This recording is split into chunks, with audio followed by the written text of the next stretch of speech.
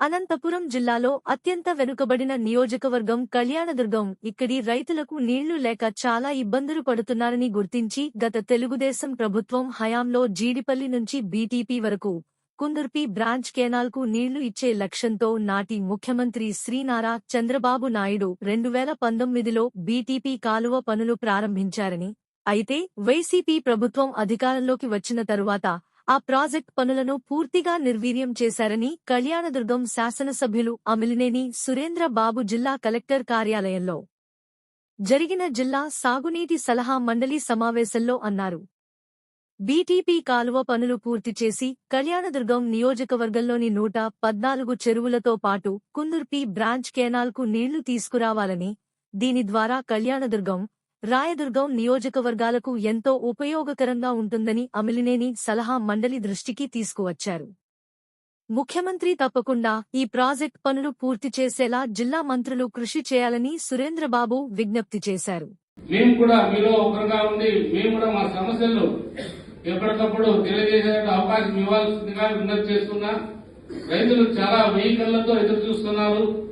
వాళ్ళు ఏదైతే రైతులకు నష్టపరిహారం ఇవ్వాలో అది త్వరగా చెల్లించగలిగితే మాత్రం మనం అనుకున్న లక్ష్యం నెరవేరుతుంది. దయచేసి మా ద్వారా, మా కళ్యాణదుర్గం ప్రజల ద్వారా మీకు మా ఫైనాన్స్ మినిస్టర్ గారికి, అలాగే మా ఆరోగ్య శాఖ మంత్రికి మరియు ఇతర ప్రజాప్రతినిధులకి, ముఖ్యంగా కాళేశ్వరం, ఎందుకంటే ఆయన ఈ ప్రాజెక్ట్ తేవడంలో కీలక పాత్ర వహించారు.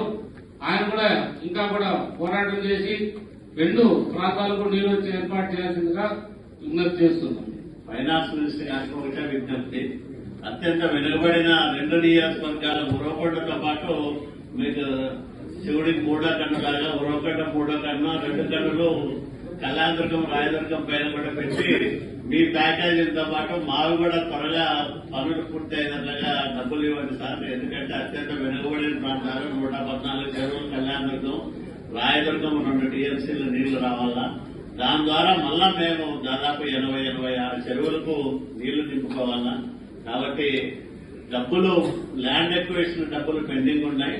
అవి రిలీజ్ చేస్తే పనులు ప్రారంభం చేసేదానికి అవకాశం ఉంటుంది. కలెక్టర్ గారు కూడా చొరవ తీసుకుని ల్యాండ్ ఎక్విజిషన్ డబ్బులు రిలీజ్ అయ్యేటట్లుగా చూడండి.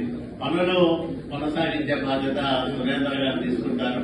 దయచేసి దీని మీద త్వరగా డబ్బులు వచ్చేటట్లుగా చర్యలు తీసుకోమని కోరుతాము.